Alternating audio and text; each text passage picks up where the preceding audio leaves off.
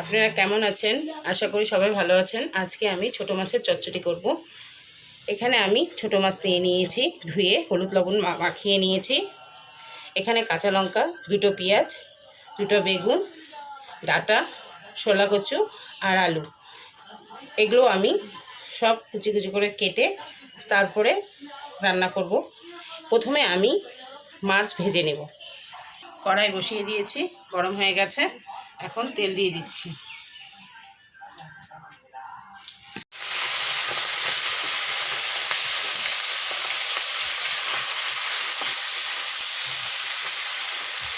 সব মাছগুলো আমি একবারে দিয়ে দিচ্ছি।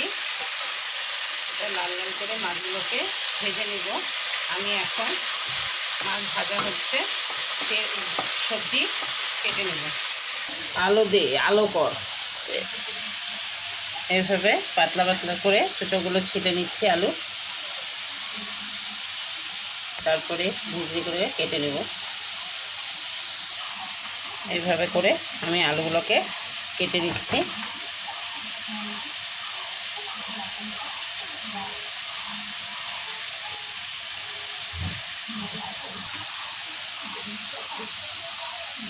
ডাটা ভালো করে আঁশটাগুলো ছেড়িয়ে দেব। এটাকেও পাতলা পাতলা করে আমি কেটে নিচ্ছি। এবার বেগুন একই রকম করে পাতলা পাতলা করে কেটে নেব। কচু,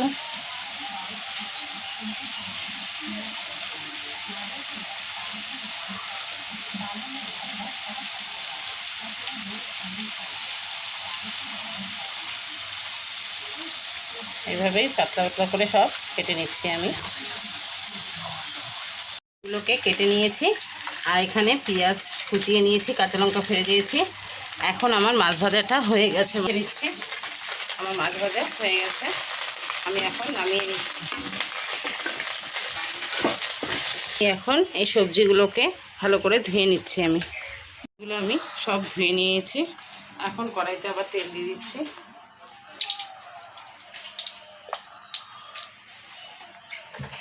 জিরা ফোড়ন দিয়ে দিচ্ছি।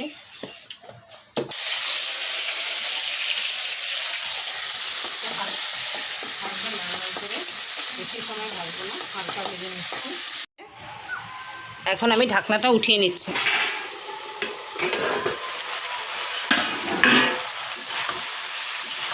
আমার ভাজা ভাজা হয়ে আসছে। এখন আমি এর মধ্যে জিরা বাটা আর একটু হালকা লঙ্কার গুঁড়া আমি দিয়ে দেবো। কালারটা ভালো লাগবে দেখতে।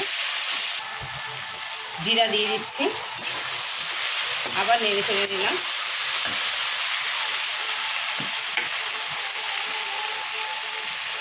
লঙ্কার গুঁড়া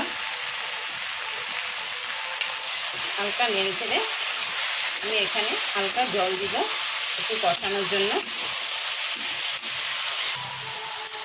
হালকা জল দিয়ে দিচ্ছি।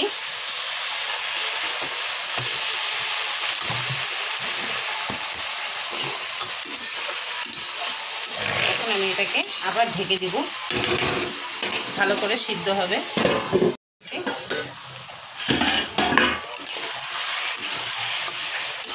আমার এগুলো সব সিদ্ধ হয়ে গেছে। ছোট মাছগুলো সব একবারে দিয়ে দিচ্ছি, দিয়ে কিছু সময় নাড়াচাড়া করব।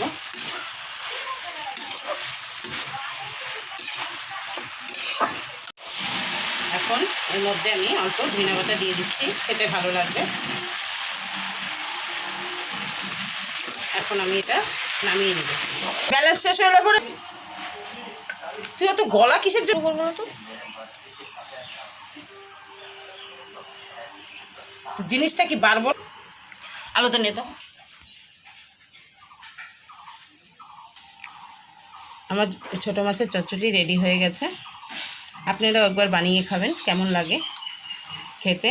গরম গরম ভাত দিয়ে ছোটো মাছের চচ্চড়ি খেতে খুব ভালো লাগে। ভালো লাগলে কমেন্ট করে জানাবেন কেমন হয়েছে।